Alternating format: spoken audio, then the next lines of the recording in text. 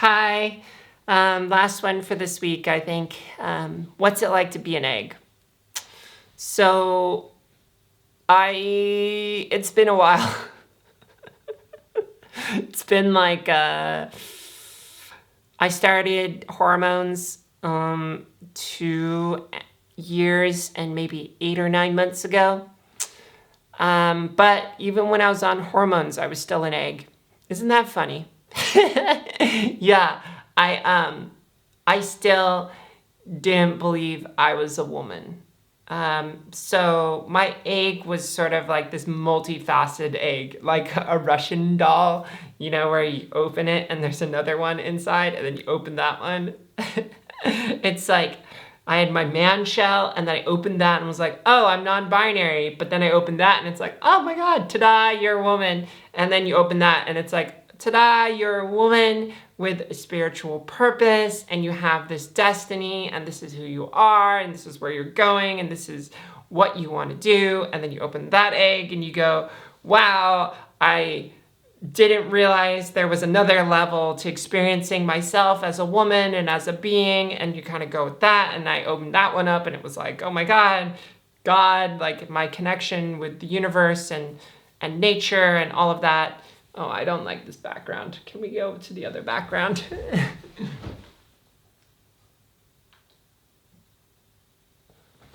So, yeah, there's been many layers, but I think most relevant for you guys and girls and non-binary folks is what it's like being an egg. So it's funny once you realize that you're trans, because everything that you look back on looks different. You suddenly have a new lens to see things with.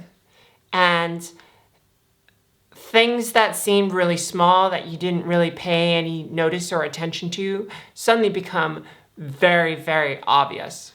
For example, I remember looking in the mirror and saying, gosh, you would be really beautiful as a woman, but you're not a woman, so I guess that's too bad. Oh well. Yeah, everyone has, and also, everyone has these kinds of thoughts, don't they? Hello? No, they don't. If they did, then I think everyone would be so much more accepting of trans people, because they'd be like, oh yeah, we all have these thoughts.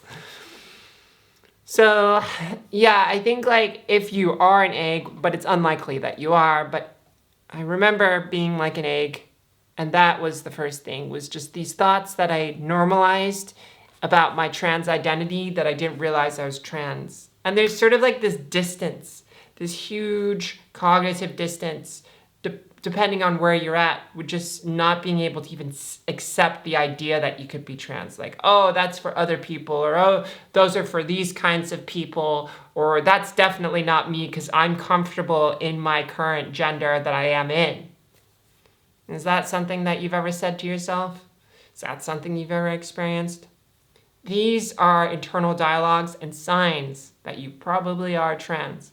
Now, a lot of people that go through their transition can also feel super unsure. They'll be like, well, like I'm not sure if I'm a woman, or I'm not sure if I'm a man, or they continue to question themselves because they've gone into this place where they've opened up the door to questioning themselves, but now they don't know where they land.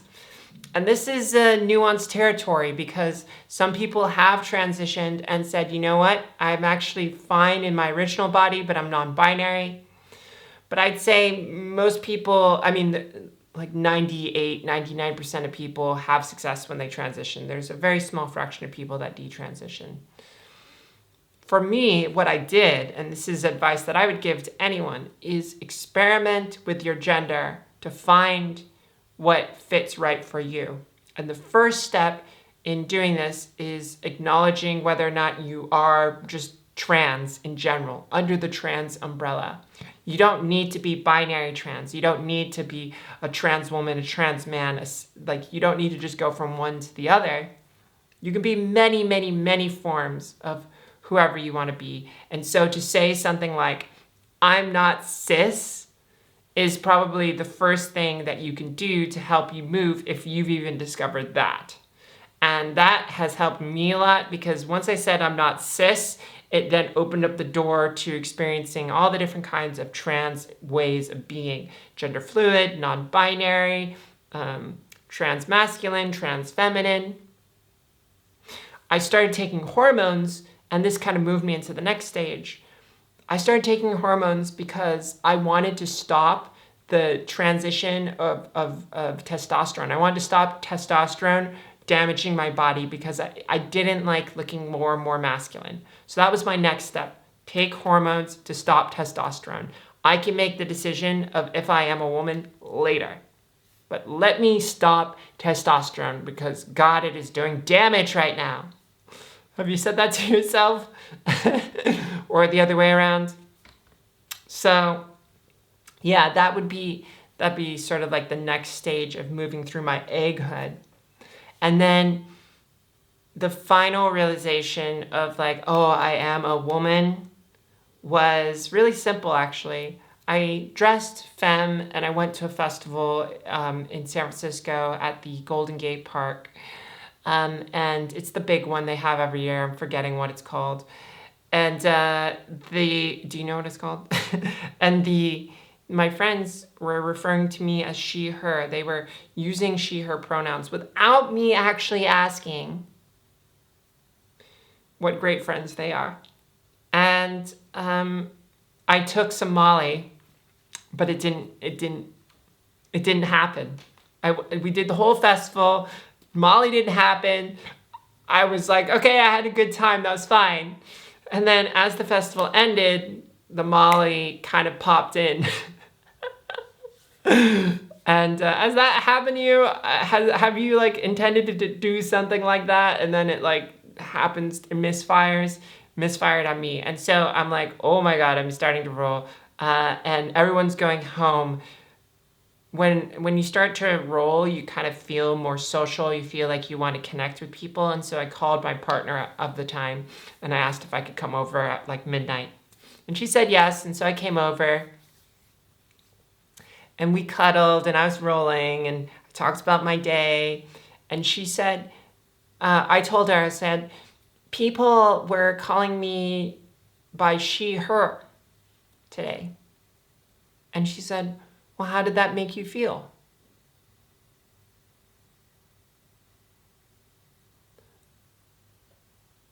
And that I looked inside myself for that answer. And I remember that actually now. And as I searched inside myself, the answer was yes. That feels right. I'm a her. Have you had that experience yet? Where you realize exactly who you are? And that realization led to a tumbling down.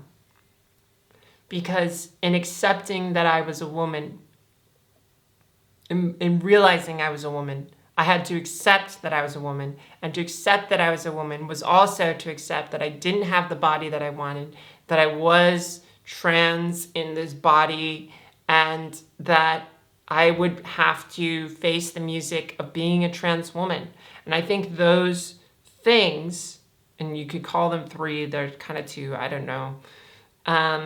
Those things were such hard things to accept that I had kept being a trans woman a very far distance away from my belief and acceptance. And the Molly helped me feel in an open and supportive and loving space within me to find that acceptance in realizing that.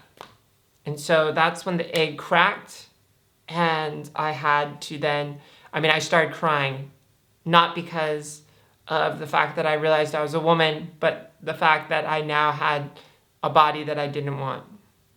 Extreme dysphoria. Euphoria coupled with dysphoria. And yeah, transitioning is not easy, but it's also not hard. And I say that because you could say, well, isn't it one of the hardest things to do, to accept yourself and to work through these emotions and the feeling of friction, and to feel that the world can be pushing against you sometimes? And I would say, yeah, I mean, that is difficult. But what you'll discover is it's actually easier to go the route of following who you are, listening who you are, being who you are, and enacting who you are into the world, and to feel that reciprocity in a positive way when you can find it. That makes it so worth it wherever you're going and whatever you're doing. Do you know that feeling? Have you been getting that feeling? Are you on your way to that feeling? Do you think, what if you could have that feeling? That makes it worth it. And that is easier to be who you are than it is to pretend who you are not. Okay? Does that make sense? With love, I want to give you a big, big, big, big hug, and I want to wish you happy holidays, and I will see you again in the next episode. Bye for now. This is Ashley Adamson signing off from Berlin. Tschüss.